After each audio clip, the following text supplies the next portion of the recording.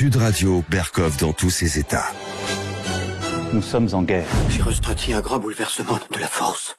Comme si des millions de voix avaient soudainement hurlé de terreur. Cette idée qu'a eue Philippe de Villiers. Évoquer ma grande pétition nationale. Ça, au moins, ça intéresse les Français. Comme Bayrou. Alors, cette pétition va dépasser le million de signatures. C'est sans doute le début d'un séisme. En 10 jours, 1 million. C'est inattendu. 1 million, vous êtes charmant. Les Français sont 1 million à vous dire, Monsieur le Président, de grâce, écoutez-nous. 1 million. Nous sommes en guerre. Voilà, nous sommes en guerre effectivement avec Emmanuel Macron. Cela fait pratiquement 5 ans depuis le Covid. Et puis là, encore une fois, guerre à bas bruit. Et puis cette pétition dont on vient de parler, cette pétition c'est quoi? Eh bien, Philippe de Villiers, effectivement, il y a 10 jours, dans le journal du dimanche, il faisait paraître une pétition, donc, Sauvons la France, exigeons un référendum sur l'immigration. Alors, je vais pas vous lire tout le texte, mais depuis 10 jours, vous avez été plus d'un million à signer la pétition, ce qui n'est pas rien. On va parler d'abord de l'état des lieux avec Nicolas Pouvremonty, et puis nous allons parler de, légalement, qu'est-ce qu'on peut faire, quelles sont les possibilités avec l'avocat Pierre Gentillet. Mais juste un mot, le texte, un petit extrait. Toujours écrit par Philippe de Villiers, bien sûr.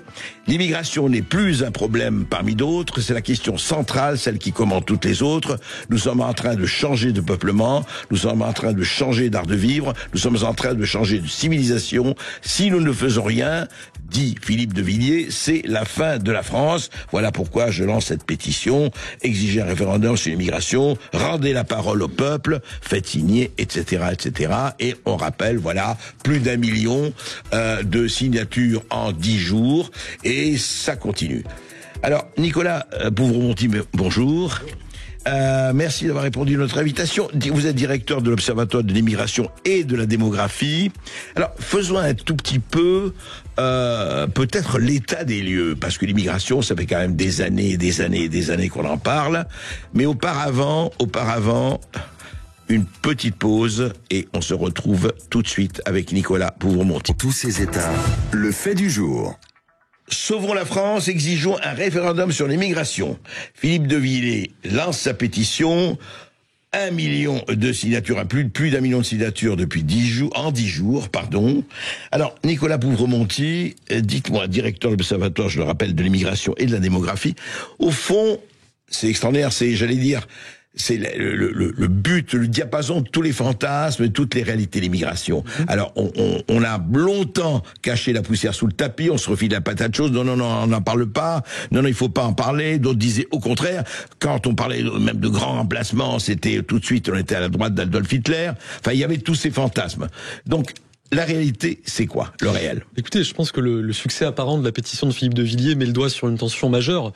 D'une part, les Français, l'opinion publique, la société française n'a jamais été aussi opposée à l'immigration dans son ampleur et dans ses formes contemporaines. Vous voyez, on a maintenant un sondage par mois sur le sujet et on a toujours entre 2 tiers et les 3 quarts des sondés qui estiment que les niveaux d'immigration reçus en France sont trop élevés, d'une part.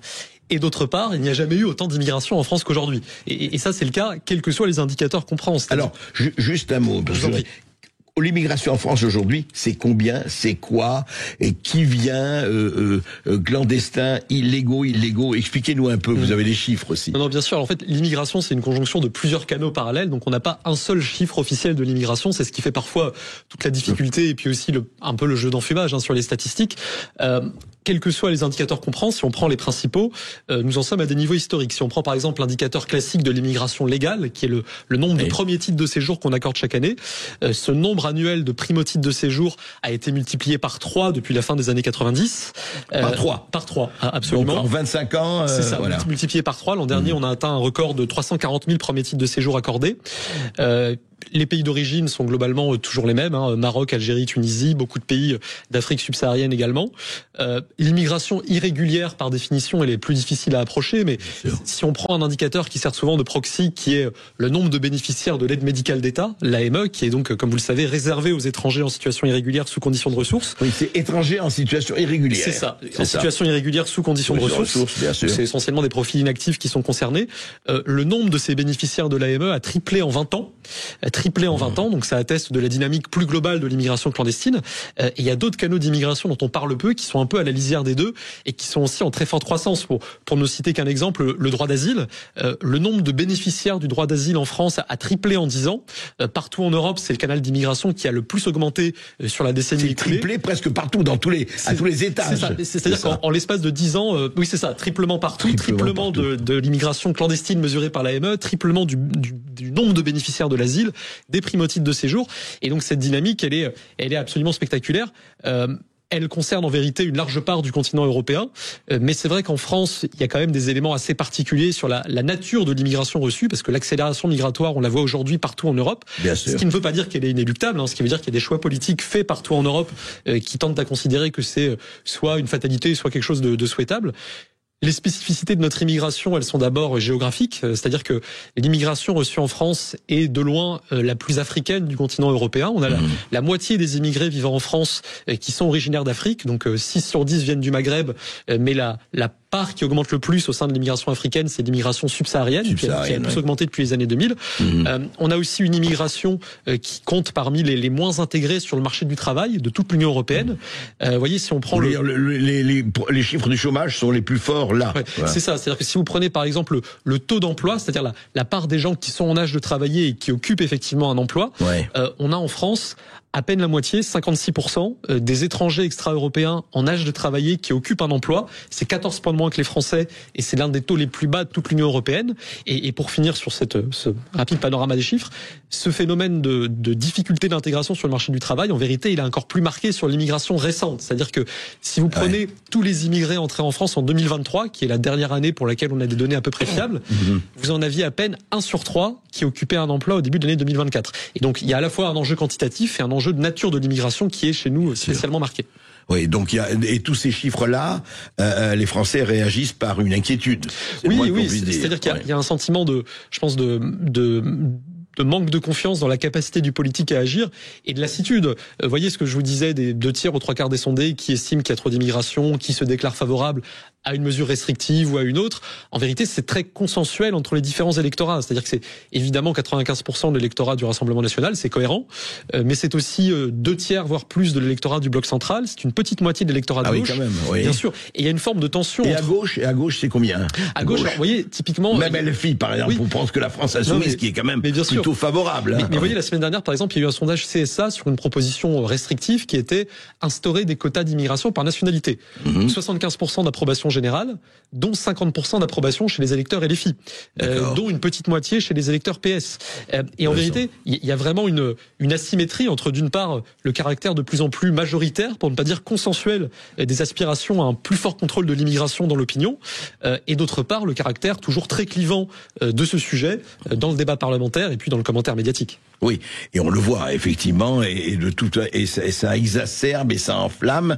Mais en revanche, dans l'opinion française, enfin en tout cas tel que les sondages le révèlent, il y a quand même un consensus à 60, 70%, etc.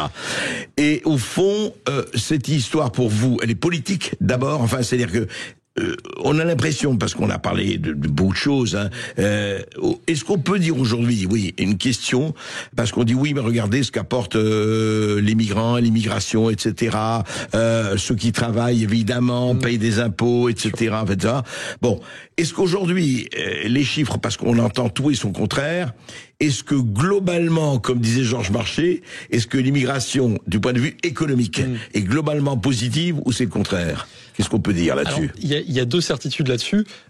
Il n'existe pas une seule bonne estimation à l'euro près du bilan budgétaire ou économique de l'immigration. Beaucoup de choses dépendent des hypothèses, du champ de dépenses qu'on retient, etc.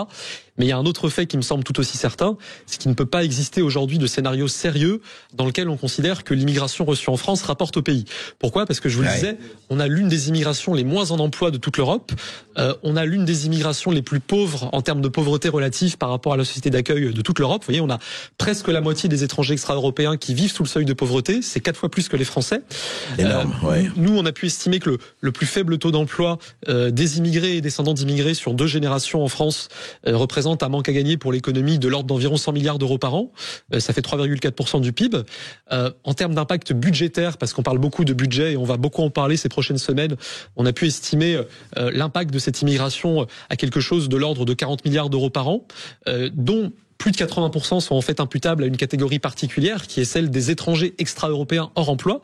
Parce que quand on ne travaille pas, d'abord on ne cotise pas, on paye pas ou peu d'impôts, et par ailleurs on consomme beaucoup de prestations sociales. Et vous voyez, le montant annuel moyen des prestations sociales perçues par les immigrés en France est 2 fois supérieur à celui des personnes sans ascendance migratoire, quand on met de côté les prestations de retraite qui sont corrélées à l'âge. Oui, c'est encore autre chose. Et même les prestations de chômage qui sont la contrepartie. Les prestations sociales des immigrés non employés, enfin non, sans emploi, sont quoi, le triple à peu près de ce que des prestations sociales que touchent les... Ouais. Alors quand on prend le critère des prestations sociales noyau dur, c'est-à-dire vraiment écartant les prestations de retraite et même les allocations de chômage, etc. C'est ça. Et même les allocations de chômage dans lesquelles les immigrés sont surreprésentés, mais ça veut dire qu'ils ont cotisé. Le chômage, on l'a quand on a cotisé. Bien sûr. On a effectivement un rapport de 1 à 2, c'est-à-dire 2 fois plus de prestations sociales en moyenne perçues par les immigrés, quasiment le même montant chez les descendants d'immigrés. Ça montre que notamment les difficultés d'intégration sur le marché du travail ne se résorbent pas naturellement à la deuxième génération, 2 fois plus donc que chez les personnes qui ne sont ni immigrés ni descendants d'immigrés. Très intéressant. Pierre Gentillet, bonjour. Bonjour. Vous êtes avocat, on vous reçoit souvent et toujours avec plaisir. Pierre Gentillet, on va revenir à juste et on va reparler ensuite avec vous et Nicolas Pauvre-Monti de ce qui se passe sur l'état de l'immigration que vous avez très bien tracé. Est-ce que cette pétition, on en est à 1 million, donc cette pétition de Villiers, on en est à plus d'1 million de signatures.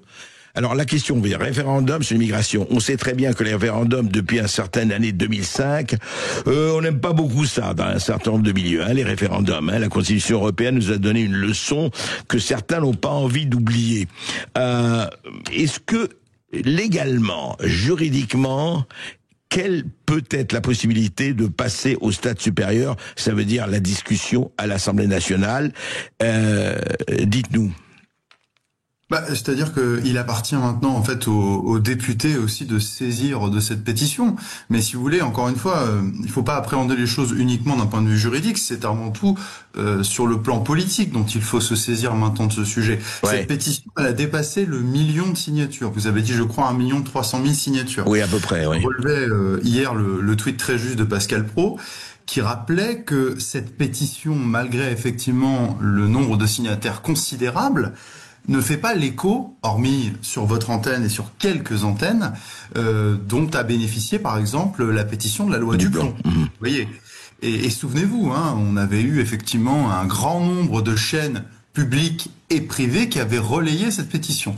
Donc c'est à la fois aux acteurs, je dirais, du jeu démocratique, aux médias et aux politiques de saisir cette affaire, et ensuite, bien sûr, on peut tout à fait envisager un référendum sur l'immigration par la voie parlementaire. Les parlementaires peuvent se saisir de cette pétition pour la transformer en un projet de loi, et le mieux étant ici en un projet de loi référendaire, ou alors c'est directement au président de la République, par le biais de l'article 11 de la Constitution, de soumettre directement, sans le filtre parlementaire, au référendum, un projet de loi sur l'immigration. Mais encore une fois, la question, justement, c'est quelle question poser aux Français? Oui, alors quelle question poser aux Français, mais non pas avant Pierre Gentillet. Non, mais vous venez de dire en filigrane quelque chose, c'est pour ça que je reviens à la légalité, c'est pas pour m'y cantonner.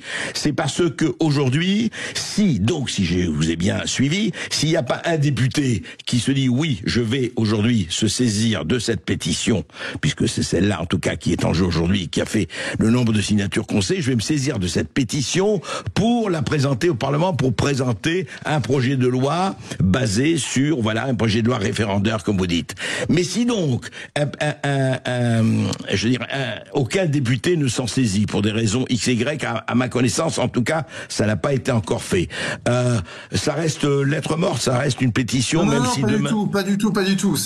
Effectivement, une pétition, alors là, vous me prenez un peu de court, effectivement, mais il me semble qu'il y a dans la Constitution, ou en tout cas dans la loi organique, je pourrais vérifier après et en faire état sur les réseaux sociaux, mais effectivement, si une pétition dépasse un certain seuil, le bureau, il me semble de mémoire, que c'est le bureau de l'Assemblée nationale qui doit s'en saisir. Mais alors attention, le bureau est souverain et le bureau de l'Assemblée, ce n'est pas toute l'Assemblée nationale. Encore une fois, c'est une petite représentation. Je rappelle que dans le bureau de l'Assemblée nationale, vous voyez par exemple, il y a des représentants de différents partis politiques, mais je pense pas qu'il y ait un consensus au sein de ce bureau pour un référendum sur l'immigration. Mais effectivement, sans cela, l'Assemblée n'est pas saisie. Quand je dis l'Assemblée, c'est tout l'hémicycle n'est pas saisi automatiquement, bien sûr. D'accord. Alors, dernier... Attendez, André Berkoff, je sais que vous êtes venu sur la légalité, mais finalement, le plus important, c'est qu'on voit qu'il y a plus d'1 million de personnes qui ont signé cette pétition.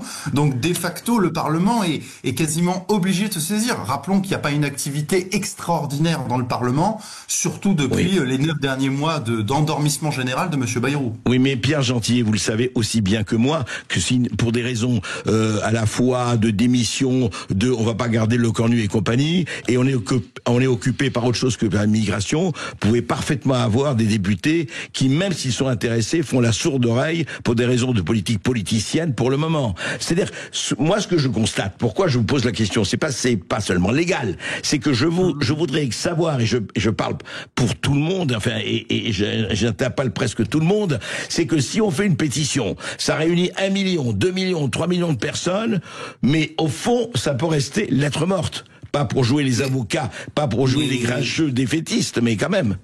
Mais vous savez, André Berkoff, c'est la raison pour laquelle il y a un mouvement citoyen depuis un certain nombre d'années qui milite pour le RIC, pour le référendum d'initiative citoyenne. Et une pétition... aussi utile soit-elle ici, puisque la preuve, on en parle. Donc, l'utilité déjà de la pétition, c'est pas suffisant, mais déjà, effectivement, c'est que les médias sont progressivement obligés d'en parler. Mais ça ne se substitue pas à un RIC, c'est-à-dire, je le rappelle, un référendum d'initiative citoyenne, qui est un dispositif qui n'existe pas encore dans notre Constitution, qui j'espère arrivera et qui permet, si un certain nombre de citoyens signe, ici par exemple, une pétition, de soumettre directement, sans filtre parlementaire, la question à référendum. Tant qu'il n'y aura pas de RIC, effectivement, on restera dans le stade antérieur de la pétition.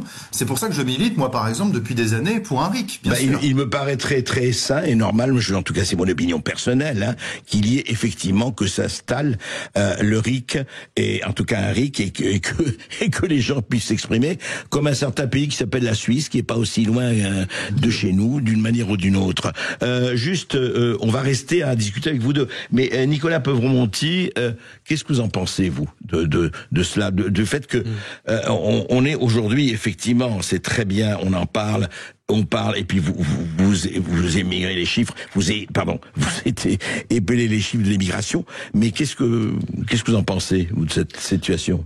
Écoutez, il me semble que il y a un besoin de décision politique sur ce sujet, et la vraie difficulté, c'est que dans l'ordre juridique que vient de décrire Maître Gentillet, les marges de manœuvre migratoires du pouvoir politique se sont restreintes de manière absolument spectaculaire ces dernières années. C'est-à-dire que j'évoquais le nombre record de titres de séjour l'an dernier. En vérité, il n'y a qu'une moitié de ces titres sur lesquels le pouvoir politique a aujourd'hui encore la main. Ce sont les titres d'immigration professionnelle, donc c'est un titre sur 6 l'an dernier, et c'est l'immigration étudiante. L'immigration étudiante, où par ailleurs on a fixé des objectifs quantitatifs un peu absurdes, c'est un autre sujet. Mais sur tout le reste, les grandes masses de l'immigration, le droit d'asile, l'immigration familiale, tout cela aujourd'hui est protégé à différents niveaux, donc au niveau constitutionnel, au niveau européen, au niveau du droit de l'Union européenne, au niveau de la Convention européenne des droits de l'homme. Pour le droit d'asile, au niveau de la Convention de Genève de 51, qui a été conçue à une époque où les réalités migratoires n'avaient rien à voir avec les nôtres.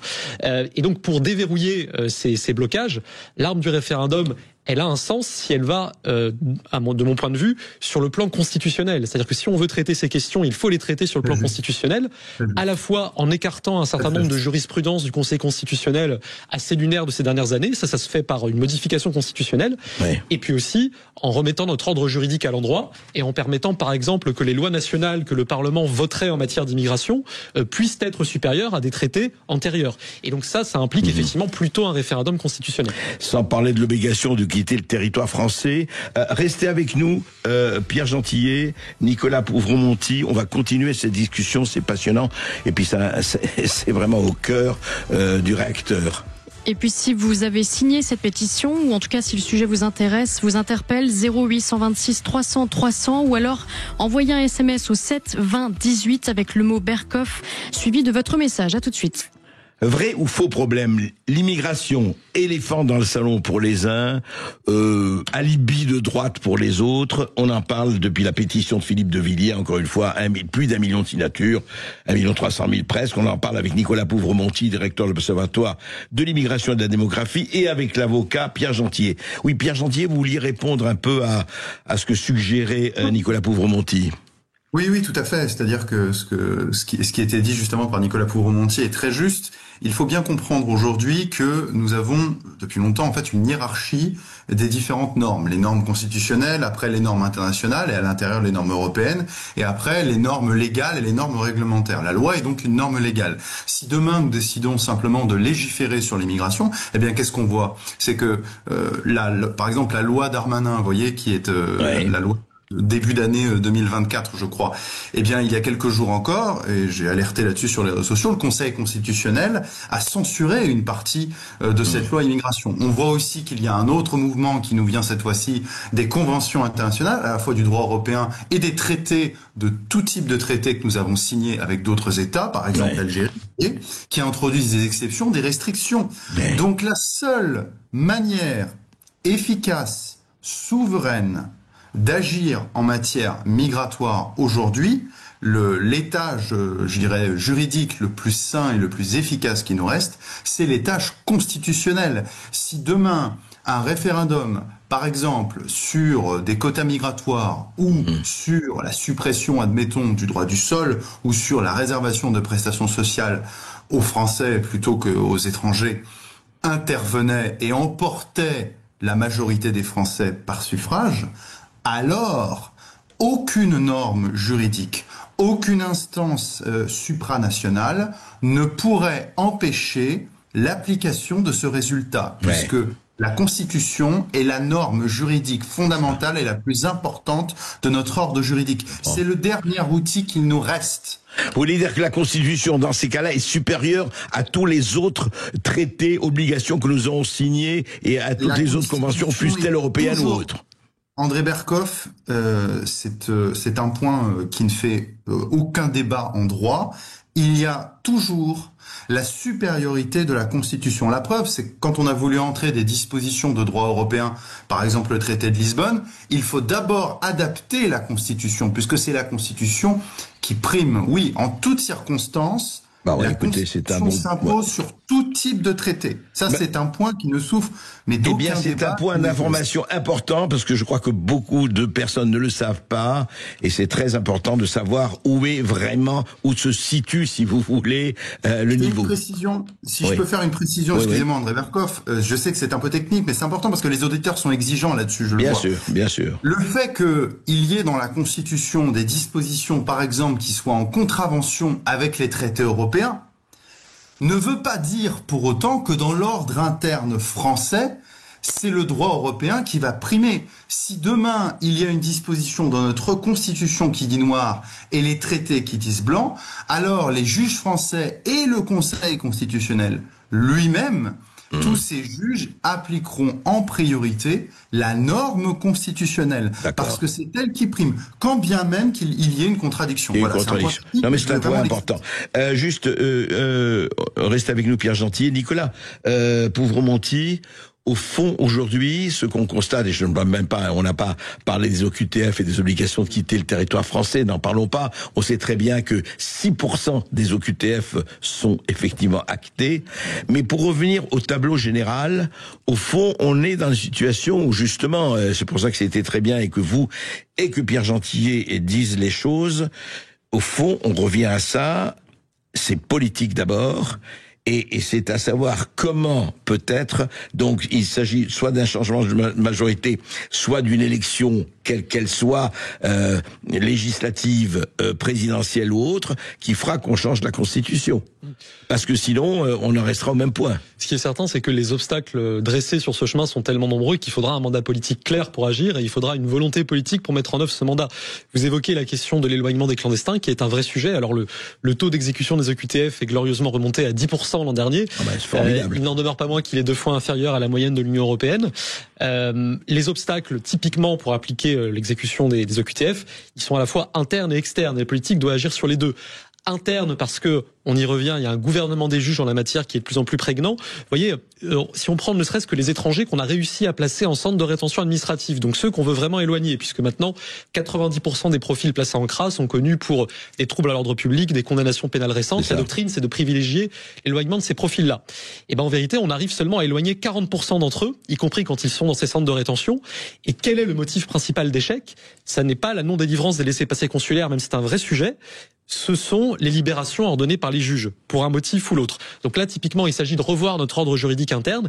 Et évidemment, il y a ensuite toute la question qui existe néanmoins des rapports de force diplomatiques avec les pays d'origine. Il s'agit de faire de cette question de l'immigration une priorité, y compris pour la diplomatie française, qui a eu tendance jusqu'à présent à la considérer comme une question subsidiaire ou un caillou dans la chaussure des relations bilatérales. Nous avons quelques exemples avec l'Algérie et notamment Boualem Sansal, pour ne pas le citer. Merci Nicolas Pouvremonti. Merci à vous. Pierre Gentillet, vous avez justement, mais tout est lié, c'est intéressant. Vous avez publié un tweet là, il y a 2 jours ou hier, il y a 2 jours. Vous avez fait un thread sur X pour expliquer le double jeu, alors disons-le, de Laurent Wauquiez.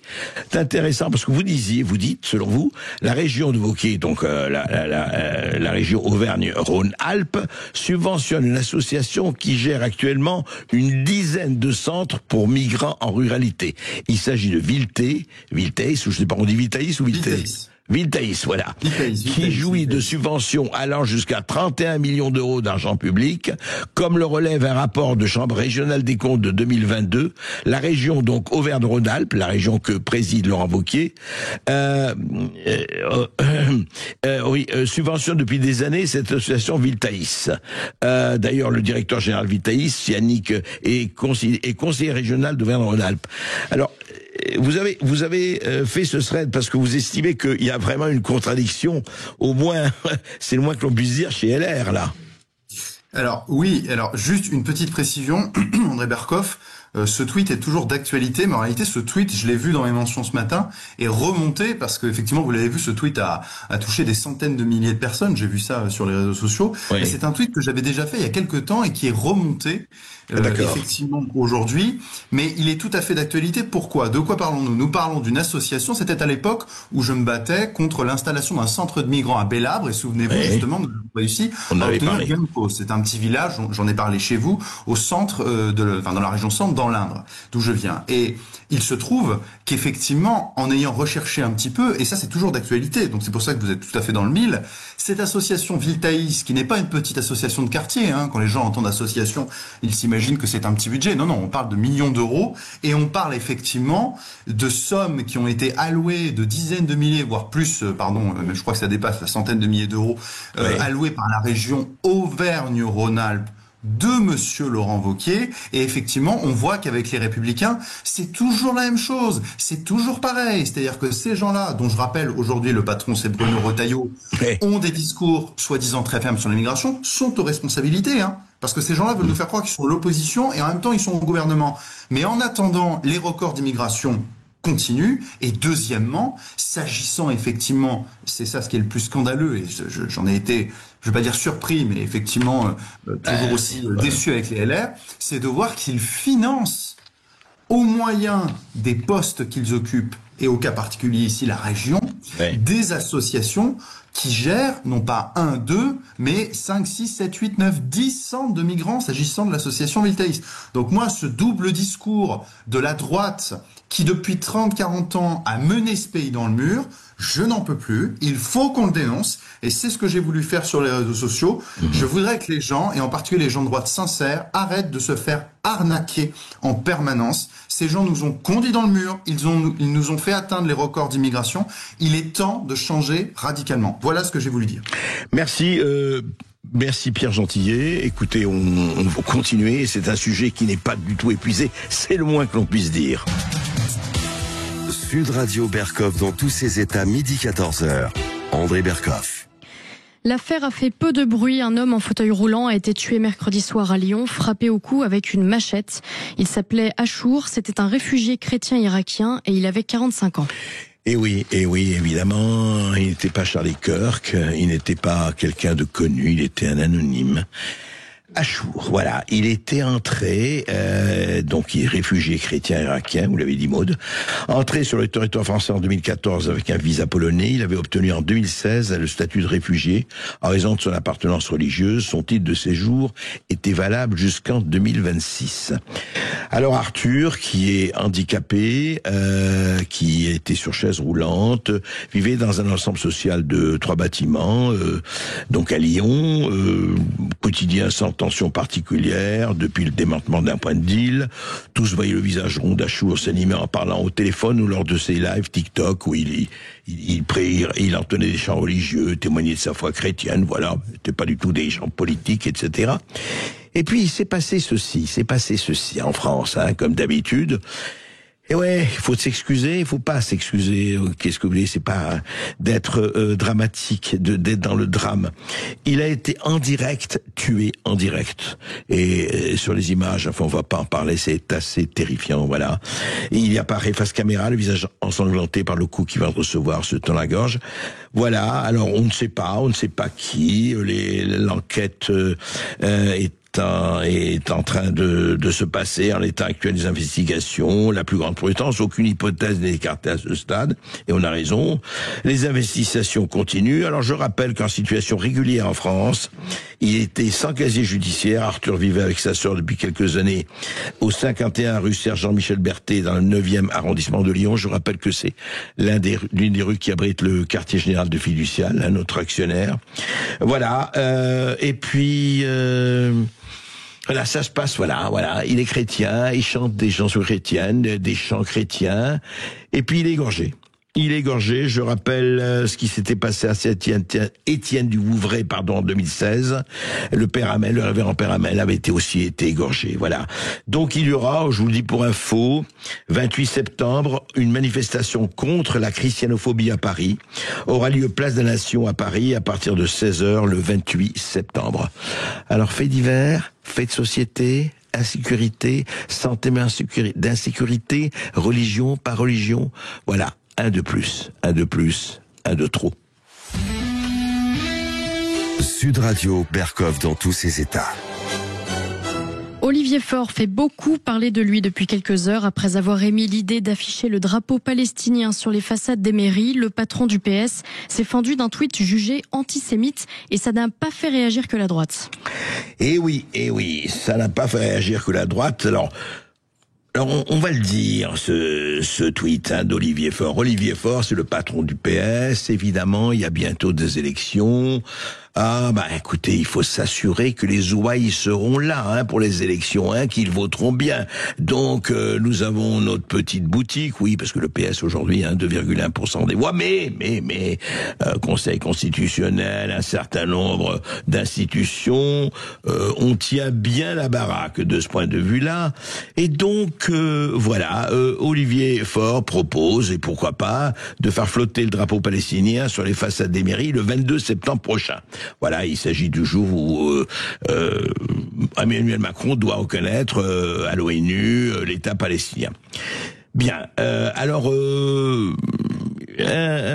internaute lui a fait remarquer que cette date correspondait aussi cette année à Rosh Hashanah, qui est le Nouvel An juif. Et l'élu, à ce moment-là, Olivier Faure, a dit, oui, mais attendez. Et il a fait ceci: tant que vous penserez que vous ne pourrez fêter le Nouvel An juif et l'an 1 palestinien, vous ne sèmerez que la haine, le désespoir et la mort. Voilà ce qu'il dit quand même. Tant que vous penserez que vous ne pourrez fêter le nouvel an juif et l'an 1 d'un palestinien le même jour, vous ne sèmerez que la haine, le désespoir et la mort. Alors, on se dit quand même, Olivier Faure, qu'est-ce qu'il a à mêler, qu'il veuille faire arborer l'État palestinien, le drapeau de l'État palestinien, le drapeau palestinien sur toutes les mairies de France, c'est son avis et il a le droit absolument d'émettre les avis et les opinions qu'il veut. En revanche, mêler une fête juive, qu'elle soit à cette histoire, même, je vais vous dire, quelqu'un qu'on ne peut pas soupçonner d'islamophobie ou de pro-sionisme, c'est le moins que l'on puisse dire, qui est Jean-Luc Mélenchon. Eh bien, Jean-Luc Mélenchon a réagi à ce qu'a dit Olivier Faure, à ce qu'a écrit Olivier Faure. Jean-Luc Mélenchon. Et il a dit ceci, Olivier Faure résistait aux provocations. Il ne faut jamais mélanger la religion avec la politique. Les Juifs de France ne peuvent être pris à partie à propos de leur nouvel an en raison du génocide à Gaza, décision politique d'un gouvernement étranger. Courage, vous allez découvrir à quel niveau d'insulte et de violence nous sommes soumis depuis 2 ans. Voilà, c'est quand même intéressant, c'est quand même, j'allais dire amusant, si la chose n'est pas aussi amusante. L'appel lancé par Olivier Faure, alors qu'est-ce qui va se passer, on ne sait pas, mais que un Mélenchon arrive à recadrer, à vraiment à mettre en PLS, à tacler Olivier Faure, prouve à quel point les prises de position d'Olivier Faure vont vraiment très loin. Ah là là, l'excès de zèle, il faut toujours faire attention à l'excès de zèle, cher Olivier Faure. Et qu'en pensent les socialistes? Alors on a vu l'état de... Qu'en pensent les socialistes? Alors, ils sont très divisés là-dessus, beaucoup réagissent en disant c'est pas possible qu'un socialiste ait pu faire ça, Julien Drey. D'autres, comme Jérôme Guedj, il dit mais non, il faut mettre, oui c'est bien de mettre des drapeaux palestiniens, mais il faut mettre à la fois drapeaux palestiniens et drapeaux israéliens. Est-ce qu'on peut dire à ces braves gens, à ces bons camarades, qu'il y a un seul drapeau qui doit régner sur les mairies de France, c'est le drapeau français? Ok, c'est compliqué ça. On est en France, donc sur les mairies il y a le drapeau français. Si vous avez envie de mettre le drapeau palestinien, le drapeau israélien, faites des manifs, mettez-les sur votre balcon, mettez-les sur votre fenêtre, mettez-les où vous voulez, mais pas sur les frontons et pas sur les institutions de la République. Il faut arrêter vraiment cela, c'est pas possible ça. Alors effectivement les préfectures ne vont peut-être pas laisser faire, mais ça suffit. Cette utilisation par les mairies, y compris celles de Paris ou d'ailleurs, des drapeaux et selon leur et je dis ça aussi bien pour les drapeaux israéliens que pour les drapeaux palestiniens, ça suffit. Un seul drapeau, c'est le drapeau français. Vous trouvez que la France n'est pas assez divisée, n'est pas assez communautarisée, n'est pas assez fractionnée, n'est pas assez archipélisée pour qu'on arrête cette espèce d'orgie imbécile, politicarde et électoraliste. Alors quittez le trottoir et occupez-vous de la France et de son peuple. Et tandis que certains s'écharpent sur ces sujets essentiels, Ercilia Soudet se donne en spectacle. Oubliez le Bayrou qui fait glouglou, la députée LFI monte d'un cran en parodiant une confrontation entre un juge et une migrante assurant être une mineure non accompagnée. Et voilà ce que ça donne. Mais ce document est illisible. Comment ça illisible? Et en aucun cas je ne peux me baser là-dessus pour déclarer que tu es mineur. Mais j'ai pas d'autres documents. Alors c'est magnifique, on donne voilà, c'est effectivement ce que disait Maud dans le cadre d'un spectacle, mais d'un spectacle pédagogique comme on dit. On voit un jeune homme déguisé en juge et assis derrière une table ornée d'une feuille portant l'inscription palais de justice, donc il affiche une fermeté implacable. Restez à la barre s'il vous plaît, nous avons examiné votre dossier, donc c'est un mineur, donc savoir s'il est vraiment mineur ou s'il n'est pas mineur, non accompagné, etc. Mais ce document est illisible, à scène le jeune déguisé en juge. Et là, qu'il y a, alors c'est magnifique, elle joue, alors franchement, à côté, je vais vous dire, mais Marion Cotillard, c'est rien.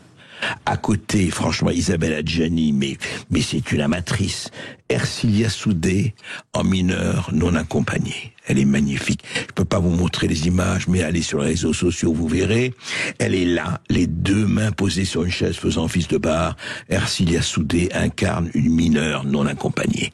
Et avec la voix que vous avez entendue, est-ce qu'on peut la remettre, la voix d'Ercilia? Parce que... Le document est illisible. Comment ça illisible? Et en aucun cas je ne peux me baser là-dessus pour déclarer que tu es mineur. Mais j'ai pas d'autres documents. C'est pas beau ça. Alors franchement, Adjani, allez vous rhabiller, Rita Hayworth, tout le monde. Ercilia Soudet, le rôle de sa vie, le rôle de composition, je ne comprends pas qu'un producteur ne vient pas l'engager tout de suite, elle est magnifique. Voilà, absolument. Vous vous rappelez le glou, c'était très bien, oui, absolument. Très bien, Julien. C'était, vous savez, quand on a le paquebot, le petit navire de Bayrou dans son évier. C'était magnifique. Alors voilà, donc elle a été diffusée sur les réseaux sociaux par Ercilia elle-même, qui précise y avoir participé dans le cadre d'un escape game. Alors c'est magnifique. Maintenant, vous savez qu'en France, On n'a plus de mot français là. Escape game. Ça, on dit pas jeu d'échappatoire ou jeu d'échappement. Non. Escape game organisé par l'association École pour tous, venant en aide aux enfants migrants. Alors voilà, après ce jeu de rôle, Ercilia Soudé assure avoir expérimenté la violence subie par les mineurs isolés étrangers. Et c'est vrai qu'on le voyait avec son ton extraordinaire. Alors il y a eu un flot de commentaires, etc. incroyable. Mais non, mais écoutez, laissez Ercilia Soudé faire ce qu'elle a à faire. Faire glou, glou, glou, glou. Vas-y. Ouais, c'est magnifique. Encore. Voilà, c'était pour préparer à sa grande performance de mineur non accompagné. Magnifique, Ercilia Soudé. Merci d'exister. Et c'était l'un des grands thèmes évoqués hier, la manifestation britannique organisée par Tommy Robinson à Londres samedi dernier. C'est bien terminé et c'est suffisamment rare pour être souligné, André. C'est vrai. Il faut rappeler ça parce que hier on en a parlé et vraiment, il faut rappeler ceci. Qu'il y a eu pratiquement, et on le sait, pas 120 000, pas 110 000, mais 1 million au moins de personnes à Londres. Écoutez-moi bien, zéro dégradation, zéro agression, pas une vitrine de brisée, pas rien. Rappelez-vous, c'était donc, rappelez-vous Naël, 1 milliard d'euros de dégâts. Et lorsque George Floyd a été tué, disait Lindy Lee, 2 milliards de dollars de dégâts à l'État national. Lorsque Charlie Kirk a été assassiné, les gens se sont réunis dans l'amour, le chant et la prière. Pas une manifestation, pas de casse, rien. Je rappelle le match de foot du PSG.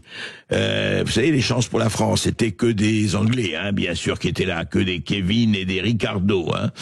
30 magasins pillés, 26 faits d'atteinte sexuelle dans Paris simplement, 264 voitures brûlées, 21 policiers blessés et 2 morts.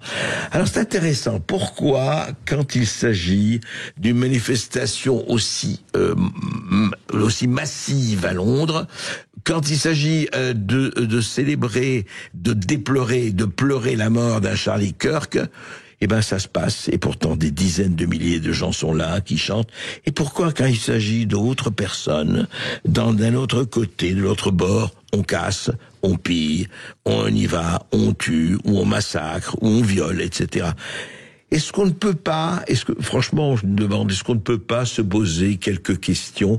Et je rappelle à l'égard de certains journalistes de chaînes en continu qui ont traité Tommy Robinson de repris de justice qui avait été emprisonné. Savez-vous pourquoi il a été emprisonné? Il a été emprisonné, il a été jugé parce que il a dénoncé le viol, le tabassage, l'esclavage sexuel de dizaines de milliers de jeunes Anglaises de 12 à 14 ans, de 10 à 15 ans, par des gangs pakistanais ou indo-pakistanais à Londres pendant 20 ans. À Londres et dans d'autres villes de l'Angleterre, il avait dénoncé ça et ça ne plaisait pas au gouvernement et aux autorités. Donc on l'avait mis en prison notamment pour ça.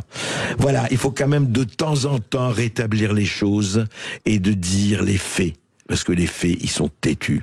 Et les faits vont au-delà des narratifs plus ou moins d'enfumage. Si je peux me permettre, André, pour vous faire réagir aussi, on peut comparer. Alors là, vous parliez des manifestations, effectivement, de Tommy Robinson qui se sont bien terminées, mais c'est souvent signé, en fait, les violences. Et vous l'avez sous-entendu en parlant, par exemple, des manifestations, des émeutes, Naël, 1 milliard d'euros. Mais on peut se souvenir aussi des manifestations en France qui se sont bien déroulées. La Manif pour tous, par exemple, qui avait réuni environ 1 million de personnes dans la rue en 2013, si je me trompe pas. Les manifestations de soutien à Lola, aux différentes victimes et tout ça, ça s'est toujours bien terminé. Voilà, je voulais juste faire cette petite observation qui alimente ce que vous disiez. Il est des rappels qui sont utiles.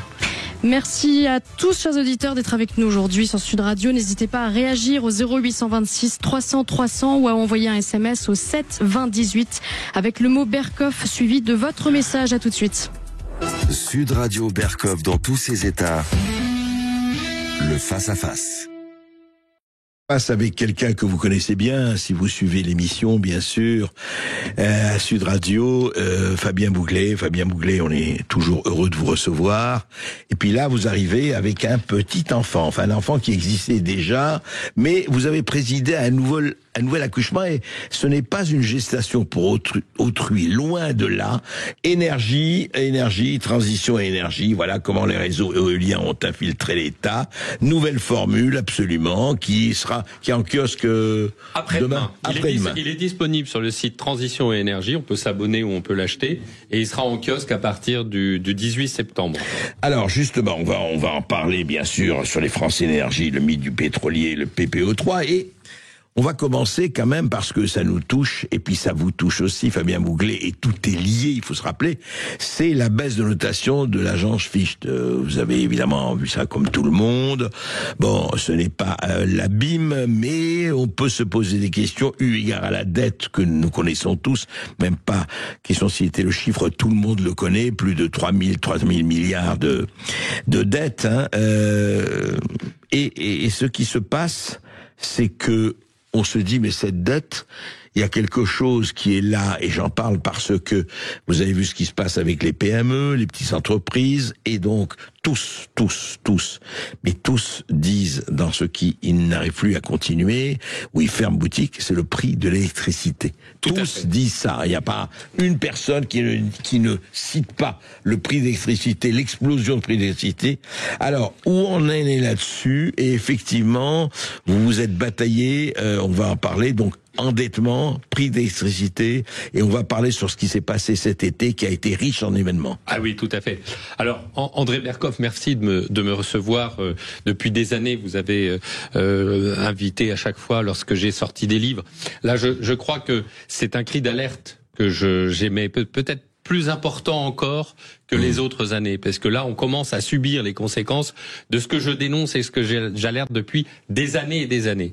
Aujourd'hui, on est au pied du mur. Aujourd'hui, on est à deux doigts d'un énorme scandale d'État. Pourquoi ? Parce que vous l'avez dit, notre pays est endetté. Notre pays est endetté, et des fonctionnaires qui ont rédigé une programmation pluriannuelle de l'énergie. Donc, rappelons ce que c'est. Oui, la PPO. Rappelez ce que c'est, oui. C'est juste, en fait, fixer un cap sur les grandes lignes de la politique énergétique, dans quoi on va investir. Sur combien de temps? Fixer sur un cap 10 ans. Sur 10 ans. Et rappelons que la PPE3, programmation pluriannuelle de l'énergie, prévoyait une multiplication par 50 des éoliennes en mer, par 2 des éoliennes terrestres et par 4 des panneaux solaires.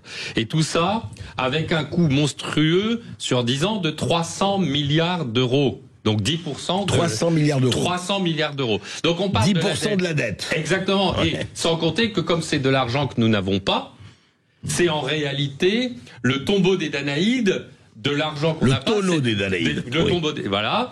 C'est-à-dire que c'est en réalité de l'endettement supplémentaire, puisque tous les ans, on a un déficit de l'ordre de 150 à 170 milliards d'euros. Et sans compter, attendez, parce qu'il faut le rappeler, les charges de la dette. Nous payons actuellement, sans diminuer la dette d'1 centime d'euro, nous payons 60 à 70 milliards. Voilà, alors c'est là où c'est un scandale. C'est là où cette programmation pluriannuelle de l'énergie, qui envisage par décret de dépenser 300 milliards d'euros pendant 10 ans, est un énorme scandale, parce qu'en réalité, qui paye derrière ? Eh ben, ce sont les consommateurs et ce sont les contribuables, les deux, sur la facture d'électricité.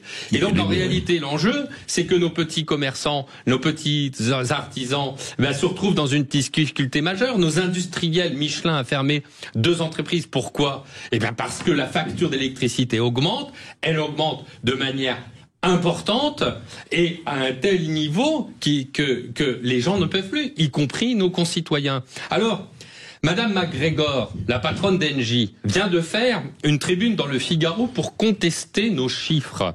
Ouais. Madame MacGregor écrit une tribune « Énergie renouvelable, il ne faut pas dire n'importe quoi ». Ben oui, Madame MacGregor, il ne faut pas dire n'importe quoi, parce que les chiffres sont têtus. Les chiffres sont têtus, Madame MacGregor. Oui, c'est quoi ? Donnez-nous les chiffres, alors. Les chiffres, ils sont simples. Pendant l'été, il y a beaucoup de chiffres qui sont sortis en cachette. Et le premier chiffre, cet été-là. Cet été. Ouais. Et cet été-là, le ministère de l'écologie a sorti un rapport sur le prix de l'électricité en France et dans l'Union européenne en 2024. Et qu'est-ce que dit ce rapport du ministère de l'écologie ? Qu'entre 2014 et 2024, la facture des Français électriques a été multipliée par 2. Et que en 10 ans. et que entre 2023 et 2024, les prix ont augmenté de 18%, André. Les prix de l'électricité. 18% entre 2022 et 2024. 2024. Ce sont des faits factuels. Alors quand vous avez la commission de régulation de l'énergie, dont on reparlera, puisque je l'ai épinglé dans ce magazine, ou quand Madame MacGregor dit que les énergies renouvelables n'ont pas d'impact sur la facture, c'est une honte, parce qu'en réalité, les Français le voient bien. Ce n'est pas un sentiment d'augmentation de facture.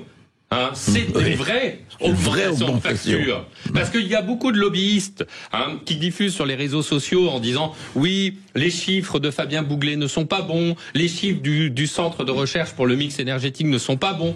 Rappelez-vous que Xavier Moreno, qui avait publié une tribune dans le Figaro pour dire que la facture avait augmenté a été multipliée par 2, eh bien, les faits sont têtus, c'est factuel. Le ministère de l'écologie nous dit que la facture a été explosée par 2. Et si on prend le chiffre aujourd'hui, la programmation pluriannuelle de l'énergie telle qu'elle est organisée contribuera à nouveau à une multiplication par 2 de la facture. Alors cette PPE qui avait été lancée, qu'est-ce qui s'est passé?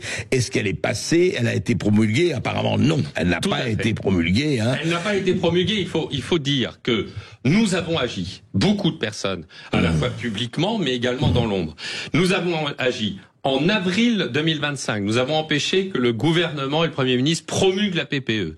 Cet été, Marc Ferracci, ministre de l'Énergie, a annoncé dans un communiqué qu'il publiait la PPE 3, impactant les 300 milliards, le 1er août. Et en fait, le 1er août. En pleine vacances, évidemment. Voilà. On a en particulier, moi, transmis l'information sur des possibles conflits d'intérêts de Marc Ferracci, et ça, on peut y revenir, et de fait, la PPE 3 n'a pas été promulguée in extremis par le gouvernement. Et le lobby des éoliennes... C'est Bayrou qu'on sait, c'est Bayrou qui s'est opposé. Ouais. Et le lobby des éoliennes s'est dit, mais si François Bayrou démissionne, il n'y aura pas de promulgation de PPE 3, et ils ont espéré jusqu'à la démission de François Bayrou d'une promulgation in extremis début septembre. Le problème, c'est qu'il y a un hic. Et en particulier, le problème, c'est Marc Ferracci, parce qu'on a découvert, en enquêtant, et ça, je demande aux autorités, en particulier à la haute autorité de transparence de la vie publique, d'enquêter sur la situation, que Marc Ferracci avait déclaré dans sa déclaration d'intérêt à la haute autorité de la transparence de la vie publique être propriétaire d'une holding à hauteur de 35%, la holding Icar Finance.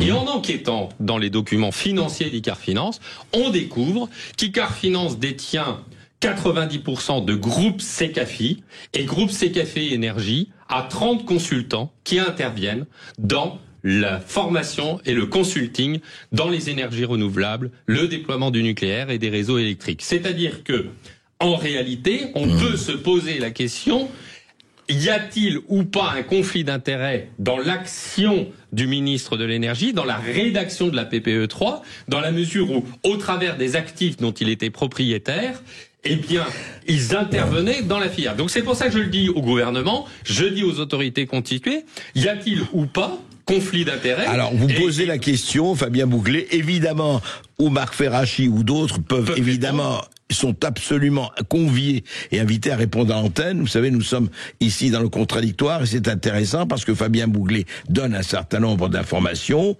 Maintenant, est-ce que vous les démentez ou pas? Eh bien, l'antenne est libre, comme vous le savez, et vous pouvez nous appeler 0826 300 300 quand vous voulez. Mais alors, Fabien Bouglet, est-ce que ça a été promulgué ou pas aujourd'hui? Alors on parle. Promulgué.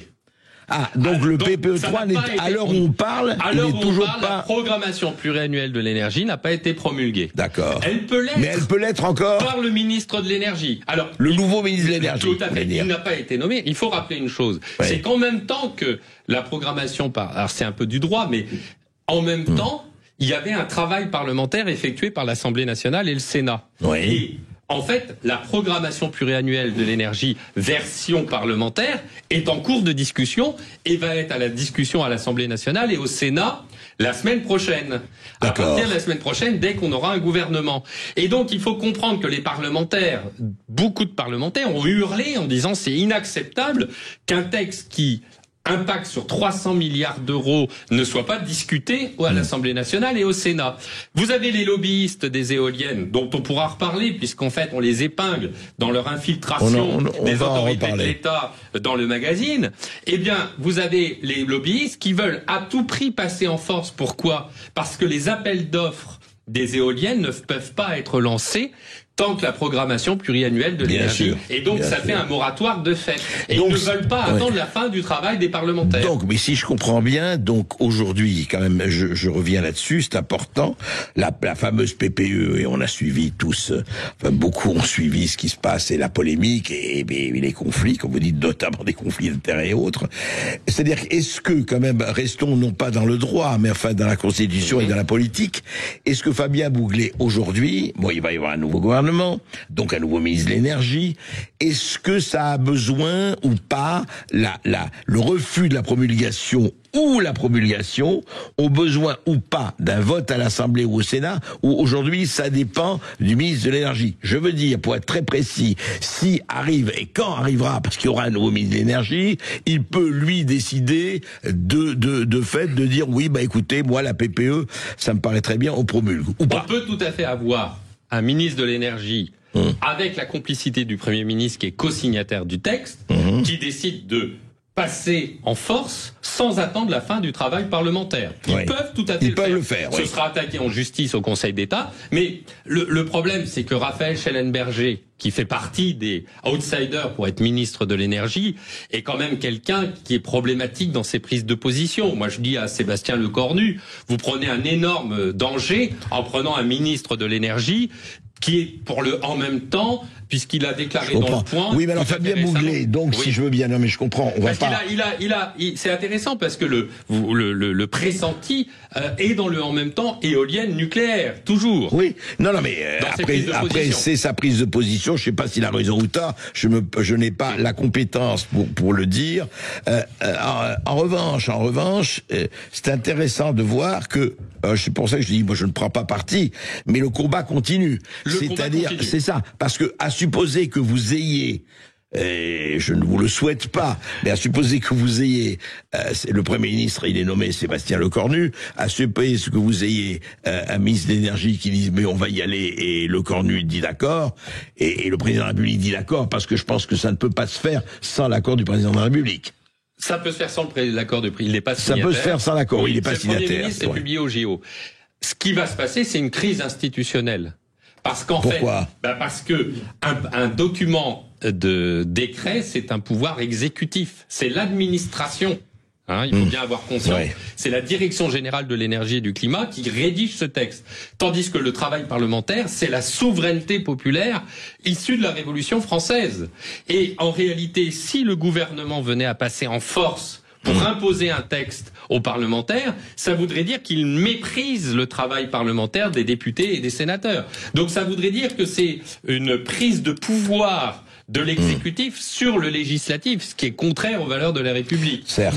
Donc mais enfin, on a vu d'autres exemples. Je ne veux pas jouer les rabat-joie, mais on a vu d'autres exemples de mainmise de l'exécutif sur le législatif. C'est un véritable problème.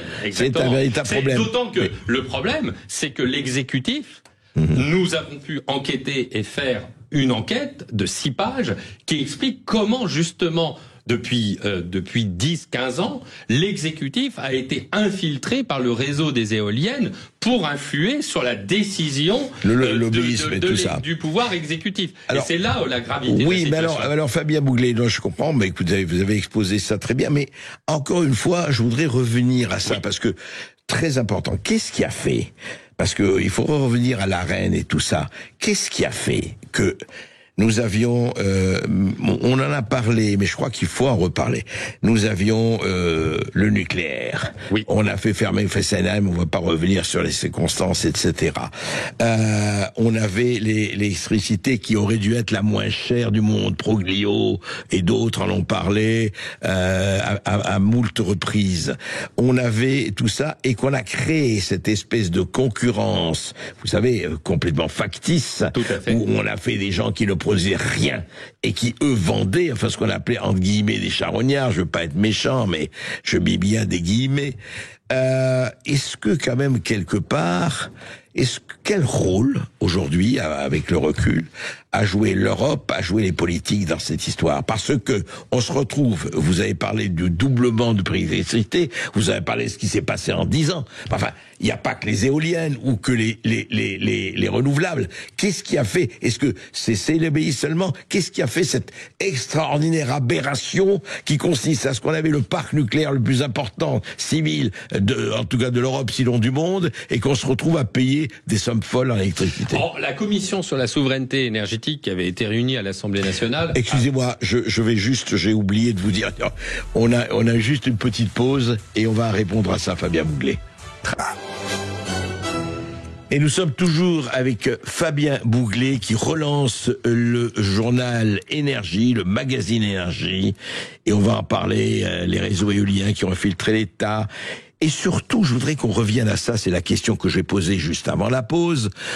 Fabien Bouglet, on est les premiers en nucléaire civil et autres. Nous devrions avoir l'électricité la moins chère de la planète, au moins. Et puis, on se retrouve avec les chiffres que vous avez donnés en début d'entretien, 3 fois, et puis 10%, et puis 20%, et puis ceci, et puis les faillites, les naufrages d'un certain nombre de PME et d'autres. Mais et encore une fois, la reine, et puis cette fausse concurrence, etc. Mais qu'est-ce qui fait qu'on est arrivé là? C'est les lobbyistes qui agissent, ou il n'y a pas, il y a quand même des politiques qui ont un peu, qui voient au-delà de leur bout du poche. Je voudrais expliquer pourquoi, parce que je viens souvent, et j'interviens depuis des années sur ce sujet, pourquoi j'interviens sur cette question de l'énergie. L'énergie, c'est le sang d'une société, c'est le sang de l'économie. Sans énergie, il n'y a pas d'économie, il n'y a pas de pays. C'est la quintessence de la souveraineté. Or, la déstabilisation de notre système énergétique depuis des années, et je vais y venir à votre question, est un enjeu majeur. Je l'ai réalisé avec la rédaction de mes livres sur les éoliennes, le nucléaire ou la guerre de l'énergie, à quel point c'était un enjeu fondamental. Puisque derrière, ce sont les emplois, ce sont des entreprises qui ferment. C'est la compétitivité industrielle. Moi, je reviens de Chine, j'étais en Chine. Il y a un essor incroyable aussi parce qu'ils développent leur système énergétique. Notre économie se développe avec l'énergie. Alors, ce qui s'est passé, c'est que les Allemands, ils voyaient d'un très mauvais œil notre parc électronucléaire, mais aussi nos barrages. Parce qu'il ne faut pas oublier nos barrages. L'hydraulique, les barrages qui fournissent l'hydroélectricité, absolument. 12% de notre électricité. Il faut rappeler quand même une donnée importante. Le système électrique français fonctionne avec 70% avec les centrales nucléaire et 10 à 15% avec l'hydroélectricité. Ce qui fait déjà 82%. Voilà, ce donc qui est le quand même reste, pas mal, c'est un peu accessoire. Et ça fait que la France, non seulement avait l'électricité la moins chère, mais avait aussi dans la question climatique, un système électrique le plus décarboné, au point même que la France émet 10 fois moins de gaz à effet de serre que l'Allemagne. Eh bien, en fait, en réalité, et ça a été documenté, sourcé, il y a eu des opérations de guerre informationnelle depuis 10 ans. L'alliance entre l'Europe Écologie Les Verts et les Grünen en Allemagne. La gauche plurielle, souvenez-vous, avec Dominique Voynet, ça a commencé avec Dominique Voynet lors du gouvernement de Lionel Jospin, où il ferme Superphénix, où Dominique Voynet se vante d'avoir fait supprimer le nucléaire des énergies d'avenir au Parlement européen. Et avec l'arrivée de François Hollande, là, on a le summum. Et c'est là où c'est grave. C'est que François Hollande pactise avec Europe Écologie Les Verts et les Verts, a besoin pour des besoins strictement électoraux, d'ailleurs. Pour des raisons strictement électorales. Ouais. Et on sait, c'est documenté, qu'Europe Écologie Les Verts est en liaison directe avec les Grünen, les Verts allemands, qui font exactement le même procédé dans le cadre des alliances. Et en réalité, il faut bien avoir conscience que les racines politiques de la politique énergétique entamées en 2012 et en 2013 sont celles qui continuent aujourd'hui avec les mêmes acteurs. C'est-à-dire que ce sont les acteurs qu'a installé François Hollande aux manettes du système énergétique qui sont encore en action. Ils sont en action aujourd'hui. Et ce qu'on dénonce dans le magazine Transition et Énergie, c'est justement 2 acteurs clés. Je ne vais pas rentrer trop dans les détails du dossier. C'est François Brotte, qui est député socialiste, qui fait toute la loi sur le développement des éoliennes et la baisse de la part du nucléaire à 50%. François Brottes, qui est ensuite nommé patron de RTE, le réseau de transport d'électricité, qui est une entreprise stratégique pour le déploiement des éoliennes, et Xavier Piéchazic, qui est conseiller du président de la République François Hollande et qui est le maître d'œuvre, sinon l'architecte de la loi de la baisse de la part du nucléaire à 50% et du déploiement des éoliennes. Et ces deux acteurs sont l'un à la Cour des comptes aujourd'hui et l'autre patron de RTE, l'entreprise stratégique de la politique énergétique qui fait le raccordement des éoliennes au réseau. Donc en fait, il faut comprendre, et c'est ce qu'on dévoile dans le magazine Transition et Énergie, qu'on a aujourd'hui au cœur de la gouvernance et au cœur de l'État des personnes qui ont été... Non, parce qu'il n'est plus, pardon, Fabien Bouglet, il est à la Cour des comptes. Vous dites les deux, il ne peut pas agir à la Cour des comptes. François Brottes oui, est à François la Cour Brottes. des comptes. Bah oui, il n'agit pas comme s'il était patron de... Mais par contre, Xavier Piéchazic, il est patron de RTE. Soyez précis là-dessus. Oui. Xavier Piéchazic est patron de RTE aujourd'hui, et il a été reconduit en urgence en juin dernier, et François Brottes est membre de la Cour des comptes, et on a d'autres informations sur la Cour des comptes, notamment un conseiller de Dominique Voynet, qui a été le patron et de la chambre chargée des dossiers énergie. C'est-à-dire que vous avez à la Cour des comptes des personnes qui étaient chargées de la politique énergétique avec Dominique Voynet et qui ont été chargées de faire des rapports sur le déploiement des éoliennes. Oui, donc voilà. Alors je rappelle pour tous ceux qui sont intéressés, parce que c'est capital pour ce qui se passe pour l'économie de notre pays, pour nous. 0826 300 300, 0826 300 300. Vous appelez quand vous voulez, que vous soyez d'accord ou pas avec Fabien Bouglet, qui explique un peu ce qui se passe. Mais alors, ce que je voudrais savoir, c'est on parle toujours de cette infiltration, vous en parlez là dans votre magazine, mais l'infiltration, d'accord, mais on a laissé faire. Alors si je comprends bien, parce que pour des gens qui s'infiltrent, on les laisse s'infiltrer. Alors comment, par exemple, on en a parlé ici avec vous, comment par exemple une cellule allemande s'est retrouvée au cœur du ministère de la Transition écologique français? Corrigez-moi si je me trompe. Eh bien, c'est une cellule qui s'est retrouvée au cœur et qui y est toujours. Alors on parle, elle est toujours là. La cellule s'appelle l'OFATE. C'est-à-dire Office franco-allemand de la transition énergétique. D'accord. Et qui est au sein du ministère? Oui, dans les locaux de la DGEC. Alors pour bien comprendre, la DGEC, c'est la Direction Générale de l'Énergie et du Climat. C'est l'État profond qui a rédigé la PPE. Ce sont ces acteurs, qui ont dirigé la fameuse programmation pluriannuelle de l'énergie. Donc la DGEC, au sein du ministère de l'écologie, est chargée de la politique énergétique et de rédiger la PPE. D'accord. Et elle est dirigée par Sophie Mourlon, qui est en fait la vraie ministre de l'énergie. C'est la directrice générale de l'énergie et du climat, mais c'est en réalité la ministre de l'énergie, on va dire de fait.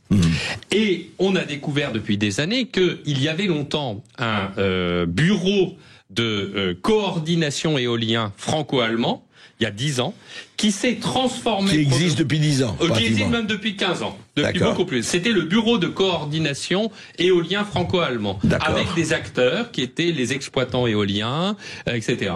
Et puis ce bureau, progressivement, s'est transformé en un office ministériel qui est très ambigu, puisque l'OFATE est un lobby qui comprend les acteurs de l'éolien, qui comprend les acteurs du gaz, puisque le gaz se complète avec l'éolien. Donc vous avez Engie, vous avez RTE, vous avez BlackRock dans ce lobby. Vous avez les financiers. Est-ce qu'on peut avoir BlackRock qui ne soit pas quelque part? Voilà, donc BlackRock est membre de ce lobby. Vous avez des financiers qui sont ceux qui investissent dans l'éolien et perçoivent les revenus de la filière éolienne. Et cet office franco-allemand, son siège est à Berlin. C'est ça qui est important. C'est une association de droit allemand. Et quand on googlise l'adresse de ce lobby, à l'OFATE. De l'OFATE. L'OFATE, son siège est à Berlin. D'accord. Et quand on googlise l'adresse du siège, c'est le ministère de l'économie et de l'industrie allemande. D'accord. Vous comprenez donc que ce lobby est un lobby allemand, de droit allemand, dirigé par un Allemand, et à ses locaux de représentation à la Direction Générale de l'Énergie et du Climat. Intéressant. Et son directeur même, et c'est là où on voit l'infiltration, il n'a pas un email de l'OFATE. Quand on clique de manière officielle, il a un email écologie.gouv.fr. C'est-à-dire qu'on a un lobbyiste de l'éolien, du ministère de l'Industrie allemande, qui a des intérêts complètement contraires aux nôtres, puisque eux, ils promeuvent l'éolien couplé au gaz, et nous, on promeut le nucléaire couplé à l'hydroélectricité. Et ce système-là pénètre notre, je dirais, cœur nucléaire de la politique énergétique en étant présent dans le lieu même. Donc ça explique beaucoup de choses. Ça explique pourquoi contre vents et marées. Parce que beaucoup de gens me disent, mais Fabien Bouglet, ce que vous dites, c'est réel, mais comment se fait-il que notre pouvoir politique ne réagisse pas? Eh bien, le problème, et c'est ce qu'on dévoile dans le magazine Transition et Énergie, le problème c'est que comme il y a eu des agents qui ont pénétré notre système de pouvoir énergétique et politique, eh bien en fait, vous avez des personnes qui font une promotion en interne, non pas externe. Et c'est là la problématique, c'est que la plupart des lobbies de l'éolien, il y en a deux. Il y a France Énergie Éolienne qui est devenue France Renouvelable, et il y a le syndicat des énergies renouvelables, sont membres de ce lobby qui a son bureau au sein de la Direction Générale de l'Énergie et du Climat. C'est un scandale d'État. Ça fait des années que... D'accord, mais attendez Fabien Bouglet, pourquoi il n'y a pas des lobbies du nucléaire? Ne me dites pas qu'il n'y a pas des lobbies du nucléaire quand même. Pourquoi pourquoi ces lobbies du nucléaire, ou enfin en tout cas ces partisans du nucléaire ne réagissent pas? Je veux dire, ne réagissent pas. Vous le faites à votre manière. Ce qui se passe, en fait, c'est extrêmement simple. D'abord, effectivement, vous avez raison de souligner ce point. Ben oui, parce que les lobbyistes du nucléaire n'ont pas de bureau au ministère de l'écologie, équivalent.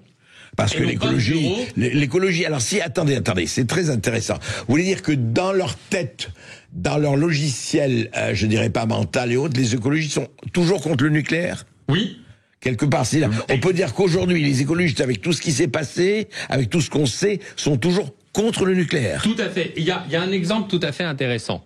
Il y a eu, au niveau de la Commission européenne et du Parlement européen, deux alliances qui se sont construites. L'alliance des renouvelables, sous domination allemande, et l'alliance du nucléaire, sous contrôle de la France. Et Agnès Pannier-Runacher, elle a voulu aller à la réunion de l'alliance des renouvelables, qui comprend l'Allemagne, l'Autriche... Qui était à l'époque était ministre de l'énergie. C'est ça.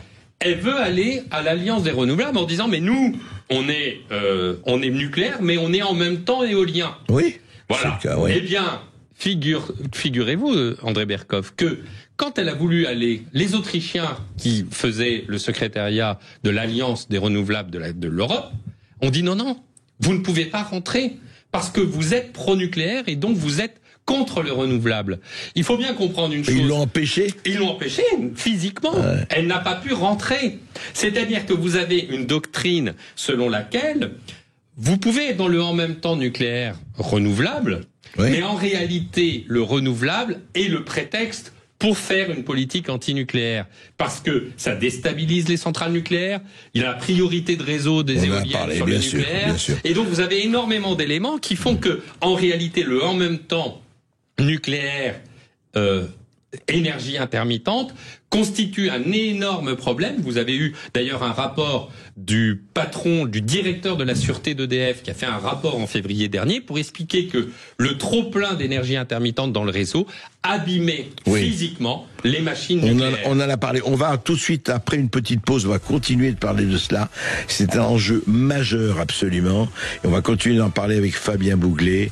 Le nucléaire, le renouvelable, quand même posant les questions. Sud Radio, Berkoff dans tous ses états. Et nous sommes toujours avec Fabien Bouglet, à l'occasion de la sortie du magazine Transition et Énergie, évidemment sur les renouvelables, l'électricité, on va parler longuement. Et je dois dire, avant de recevoir notre auditrice, que...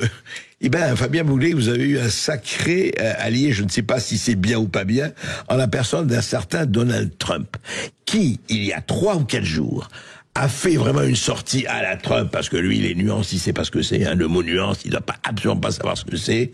Il dit, mais, qu'est-ce que c'est que ce renouvelable, ces trucs, ça sert à rien, c'est une arnaque totale, mais lui, il s'est vraiment défoulé, et puis il a dit, écoutez, arrêtez de nous emmerder avec le truc de pollution, la Chine, c'est, nous, les pays européens, c'est rien, la Chine, ça fait 40% de pollution, c'est la Chine, etc. Et il a dit, mais vous êtes en train de non seulement de nous alarquer, mais de faire peur aux gens avec ça, et ça sert à rien. Voilà, c'était en passant, mais je crois que nous avons une Chantal. Notre Chantal nationale qui nous appelle de Bastia. Bonjour Chantal. Bonjour André. Je sais pas si je suis nationale. Ah si, vous l'êtes. Et je voudrais remercier Fabien Bouglet pour tout le travail qu'il fait. Je veux dire, malheureusement, la France avait 30 ans d'avance avec De Gaulle, maintenant on a 20 ans de retard. On a laissé nos centrales nucléaires que nos pères et nos grands-pères, nos grands-mères et nos mères ont payé. Je veux dire, le problème qui se pose réellement, c'est que si l'Allemagne a perdu la guerre militaire, elle est en train de gagner la guerre économique. Depuis, après 45 même, ça a commencé. Mais aujourd'hui, on en est à nous emmerder sur l'empreinte carbone et tout ce qui s'ensuit. Là, justement, tout ce qui est hydroélectrique, on a été obligé de les privatiser. C'était un ordre de la Commission européenne, alors qu'elles étaient nationales. On a privatisé, nationalisé, reprivatisé notre fleuron, qui était EDF. Aujourd'hui, on va se payer 20%. Non, c'est pas privatisé. EDF n'est pas privatisé, Chantal, attention. Elle n'est plus privatisée, elle a été renationalisée. Elle a été renationalisée, non, je vous le dis en passant. Il n'y a pas longtemps. Il n'y a pas longtemps. longtemps. Il n'y a pas tous les partis. Ouais. Philippe Brun, député socialiste Philippe Brun, qui avait nationalisé. Exactement. Allez-y Chantal, oui. Renationalisé. Moi, ce que je ne comprends pas, c'est à qui profite le crime. Les éoliennes, les écolos, ils sont bien gentils, ça tue des milliers d'oiseaux. D'accord ? On ne fabrique rien dans l'éolienne. Avant, on exportait de l'électricité. Maintenant, tout juste, on n'en importe pas. Il faut remercier aussi Monsieur Sarkozy, qui nous a alignés avec la reine et le marché de l'électricité européen, où on paye le gaz autant que l'électricité. C'est-à-dire que nous, qui avons fait des efforts considérables concernant notre énergie pour que nous soyons souverains, aujourd'hui, grâce à l'Union européenne et à tous les traîtres de droite comme de gauche qui n'ont pas su défendre cette souveraineté, on en est à payer 20% de TVA depuis le 1er août. Donc on estime que l'énergie n'est pas quelque chose de première nécessité. Comment voulez-vous que notre économie se développe quand on a une énergie aussi chère ? Et pour les particuliers, les ménages, et pour nos entreprises. Voilà. Et merci à Monsieur Bouglet parce qu'il fait un travail extraordinaire. Mais voilà, il y a beaucoup trop de conflits d'intérêts. Je pense qu'il y a des corrompus au milieu de tout ça. Voilà, les lobbies et tout le reste, alors que nous étions complètement souverains par notre énergie. Merci Chantal, effectivement, je crois que vous avez, en tout cas, vous avez donné votre opinion et je crois qu'il y a des faits. Mais alors justement Chantal, vous avez soulevé un point, je voudrais qu'on revienne, 20% de TVA sur l'électricité. Oui, tout à fait. Pendant l'été, ils ont augmenté la TVA sur l'électricité. Qui était de 5,5.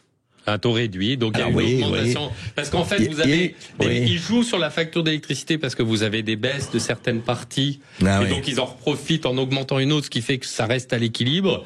Mais il y a effectivement eu une augmentation. Vous savez, vous avez aussi là la Commission de régulation de l'énergie qui a publié un tableau cet été qui montre que toutes les énergies sous obligation d'achat, c'est-à-dire les énergies subventionnées, éoliennes en mer, éoliennes terrestres, biogaz, panneaux solaires, tout ça, ça représente 10 milliards d'euros. 10 milliards d'euros en augmentation de 2 milliards cette année. C'est-à-dire que le coût est de 10 milliards d'euros. Le coût d'achat prévu par EDF, 10 milliards d'euros. Eh bien, tout ça, EDF doit payer tout ça 10 milliards d'euros. Donc, tout ça, ça se répercute sur la facture des Français. C'est pas de l'argent magique, hein. C'est pas l'État. Rappelez-vous, François Hollande, c'est l'État qui paye. Moi, je voudrais remercier Chantal parce que ça me fait chaud au cœur. C'est vrai que je travaille d'arrache-pied pour les Français parce que je sais l'importance que ça représente. Et le magazine, si je l'ai racheté avec d'autres associés, c'est parce que avec les informations qu'on diffusait sur Sud Radio et dans d'autres médias, on sentait qu'il y avait besoin d'informations. D'ailleurs, il y a un sondage qui montre que les Français veulent de l'information sur l'énergie.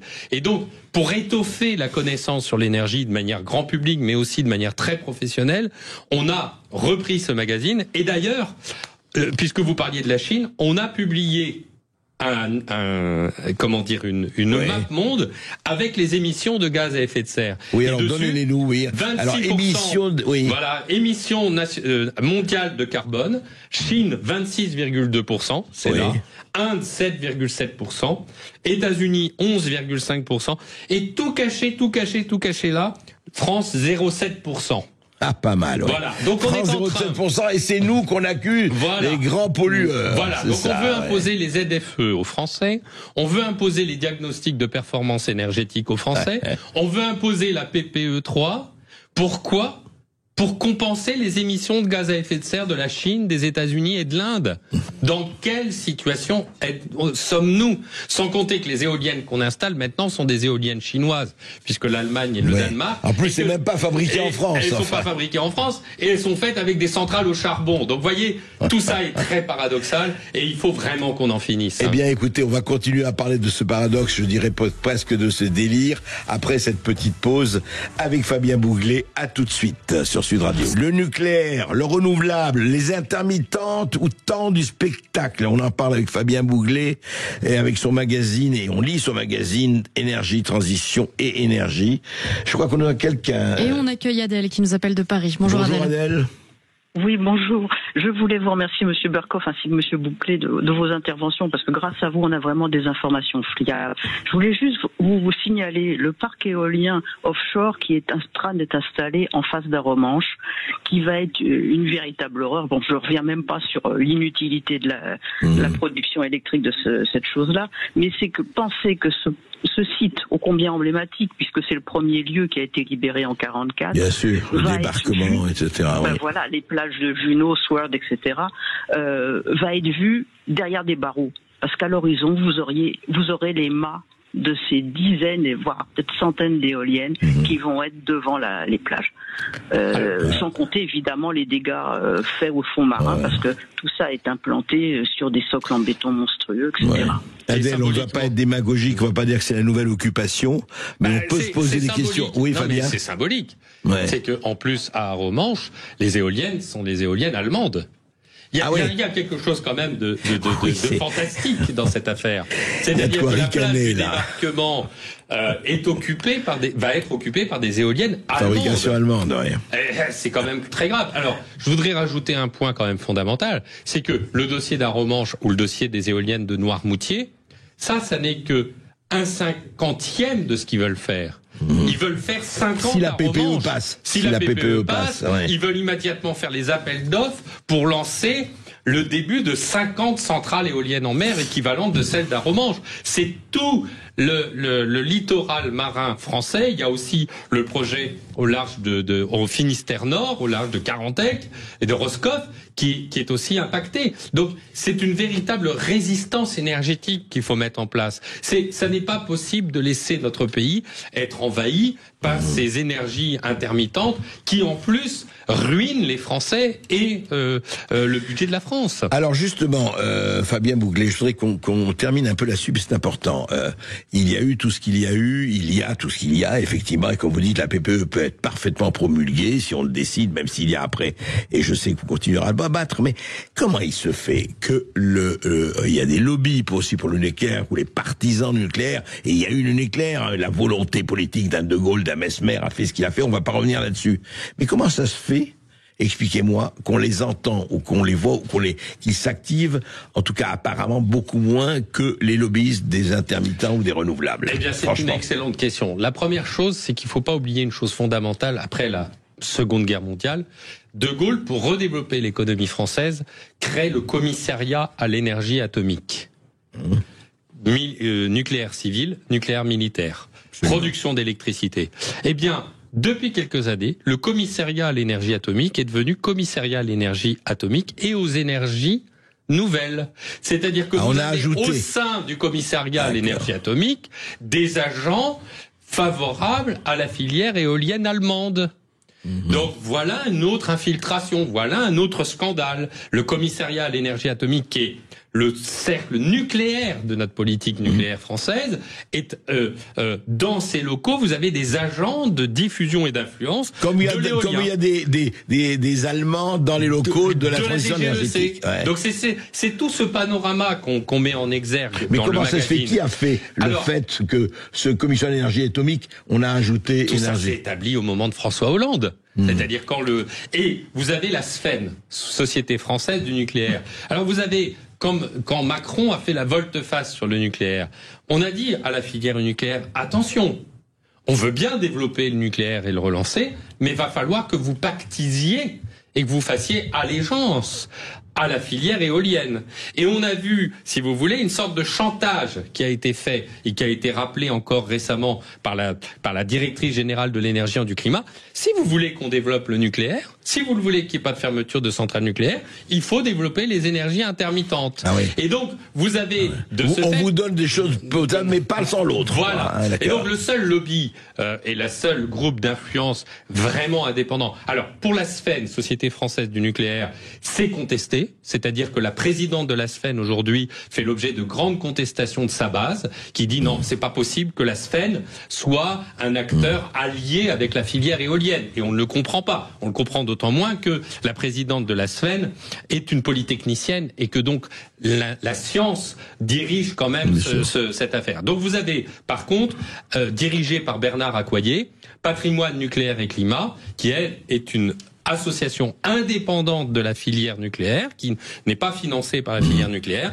et qui promeut le nucléaire et le développement du nucléaire sans être pollué, si je peux utiliser ce mot, par la filière éolienne intermittente. Et de ce fait, Patrimoine nucléaire et climat a une liberté de parole et peut organiser des événements, des colloques ou des conférences. Moi, je participe par Zoom de temps en temps, et effectivement, c'est de grande qualité. Le problème, c'est que la France ne dispose pas d'un lobby éolien puissant en France et au niveau lobby européen. Nucléaire, vous voulez dire, parce lobby que nucléaire, pardon. oui. Lobby nucléaire éolien puissant, parce que elle a les pieds plombés par la filière éolienne, qui est liée à cette fameuse infiltration de l'État par les réseaux éoliens que nous dénonçons dans le magazine qui est à disposition sur Internet. Tout à fait. Et on en a parlé, on en reparlera. Mais quand même, Fabien Bouglet, on comprend pas. Alors c'est quand même bizarre que plus de députés, il y en a bien sûr, plus de députés, plus de sénateurs, etc., ne se manifestent pas comme vous le faites. Vous n'êtes pas... Vous avez le Vincent Louot, qui est sénateur Horizon, qui est venu sur votre antenne, qui mène un combat qui serait tout à fait parfait pour être ministre de l'énergie. Vous avez Maxime Amblard, qui est un député Rassemblement National, qui est un ingénieur nucléaire, qui fait un gros travail. Vous avez Philippe Brun, que j'ai cité tout à l'heure, député socialiste, qui a fait un énorme travail. Donc à droite et à gauche, il y a des gens qui réagissent. Le problème, c'est qu'au Sénat, vous avez eu toute la polémique avec les Républicains cet été, juste avant le départ en vacances, rappelez-vous, où Bruno Retailleau, François-Xavier Bellamy et Julien Aubert ont pondu une tribune formidable suite au fait qu'on annonçait que, Jean-François Copé était avocat de filière éolienne et menaçait un village de condamnation de 44 millions d'euros. Donc vous avez, au sein des groupes politiques, des lobbyistes de l'éolien qui essayent d'influencer, mais aussi vous avez des gens très bien qui ont une vision de souveraineté énergique pour la France, OLR, ORN, à l'UDR, également au Parti socialiste, Europe Écologie Les Verts, LFI, malheureusement, eux, ils sont complètement éoliens et pro-éoliens, de même qu'Europe Écologie Les Verts. Ce sont des indécrottables. Eh bien, écoutez, le combat continue, en tout cas, et on continuera, nous, d'en parler. Merci, Fabien Bouglet. Je rappelle votre magazine, votre petit enfant, le dernier, Transition et énergie, comment les réseaux éoliens ont infiltré l'État. Il est en vente à partir d'après-demain, mais il est déjà en vente.